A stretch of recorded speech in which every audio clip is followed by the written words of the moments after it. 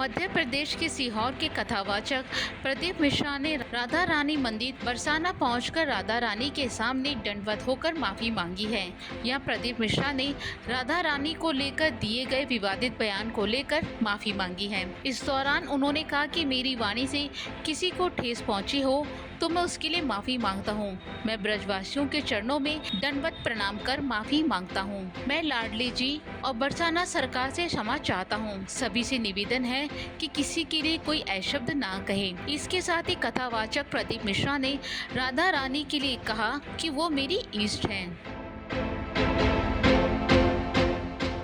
दरअसल कुछ दिनों पहले कथावाचक प्रदीप मिश्रा ने कहा था कि राधा रानी भगवान श्री कृष्ण की धर्मपत्नी नहीं थी।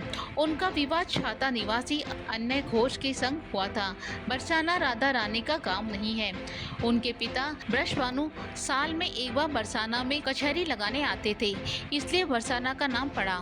इस टिप्पणी के बाद प्रदीप मिश्रा को लेकर ब्रज के संत और ब्रजवासियों में रोष व्याप्त हो गया। वहीं सभी साधु संतों और गोस्वामी ने पंचायत की मांग की थी कि प्रदीप मिश्रा को राधा रानी मंदिर आकर नाक रगड़कर माफी मांगनी होगी। इसके साथ ही साधु संतों ने चेतावनी दी, अगर कथावाचक प्रदीप मिश्रा राधा रानी पर की गई टिप्पणी के बारे में माफी नहीं मांगते हैं तो एक बड़ा आंदोलन किया जाएगा। इसके साथ ही ब्रज के प्रमुख संत प्रेमानंद महाराज जी द्वारा प्रदीप मिश्रा को अज्ञानी बताते हुए उन्हें राधा रानी के बारे में ज्ञान प्राप्त करने की बात कही।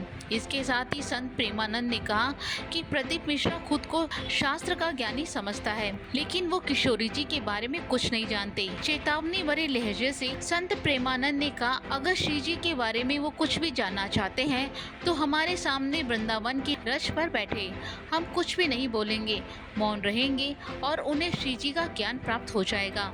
संत प्रेमानंद महाराज ने कहा कि प्रदीप मिश्रा हमारा भाई है, उन्होंने जो त्रुटि की है उसके लिए माफी मांग ले तो मामला सुलझ जाएगा। महाराज ने कहा, संत और ब्रजवासियों को उनकी वाणी से जो कष्ट हुआ है उसे भगवान भी क्षमा नहीं करेंगे और उन्हें दंड भुगतना ही पड़ेगा।